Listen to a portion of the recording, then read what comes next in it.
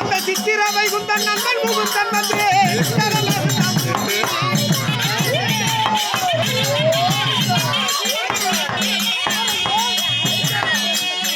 சித்திர வைகுந்தன் நந்தன் முகுந்தன் வந்தே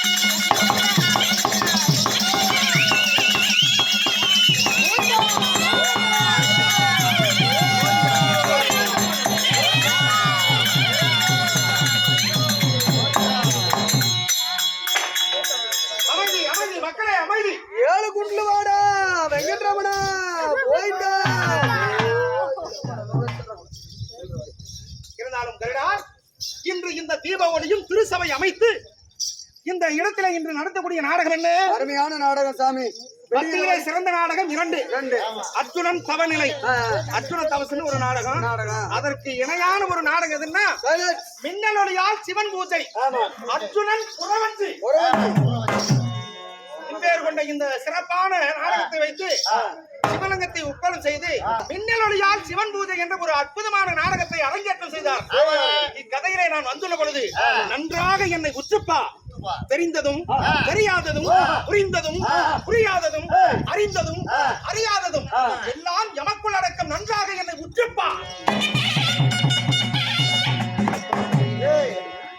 ஓ மாயம்மா, ஓ மாயம்மா, மாயம்மா தூங்கிட்டு இருக்கிறேன். அது மாயம்மா. நான் யாரு தெரியுமா? அந்த நீல நீர மாய கண்ணே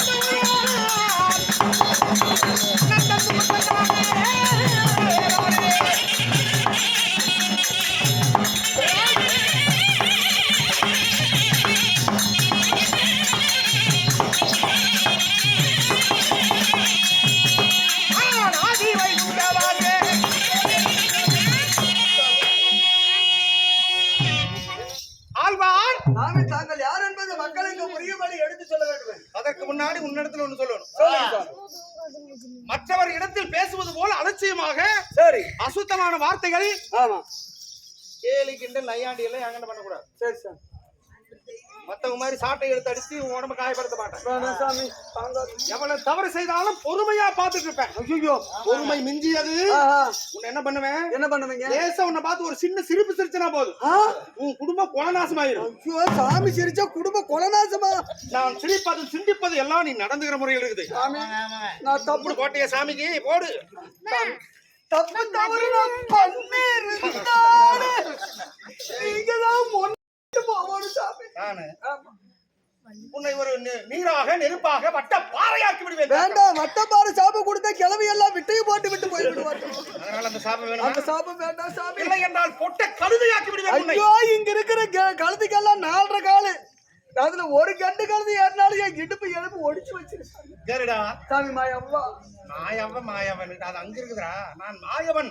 ஓய்ந்தா. நந்தன் முகுந்தன் நமக்கோடி நாராயணன் ஏழுமலை பொன்னுராமன் கோவிந்தன் கோபாலன் சீனிவாசன் வரதராஜ பெருமாள் மாயவரு சீனிவாச பெருமாள் திருப்பதி ஏழுமலையான் வெங்கடாதளபதி வெங்கடாசலபதி இப்படி அகத்திலே 1008 அவதாரம், சரி. முகத்திலே 108 அவதாரம். எங்கெல்லாம் அதர்மம் தலைவிரித்து ஆடுகிறதோ அங்கெல்லாம் ஒரு அவதாரம் எடுத்து அடிக்கக்கூடிய 10 அவதாரம் எடுத்த பரந்தாம பாடம். அகில உலகத்தின் கடவுள் நீங்கதான். ஆதியில் திருமால் என்ற பெருமானாக அவதரித்து மகா விஷ்ணுவாக பிறந்து இந்த பிரபஞ்சத்திலே தர்மத்தை காக்க நான் எடுத்த 10 அவதாரம் இருக்கிறது. அப்படிங்களா? உண்மை. என்னென்ன அவதாரம்? ஆனால் இன்று இந்த கண்ணனாக அவதரித்திருக்கிறேன். என்னுடைய குலம் என்ன? எந்த குலம்? எந்த குலத்தை சார்ந்தவன் தெரியுமா? சொன்னாதான் சாமி.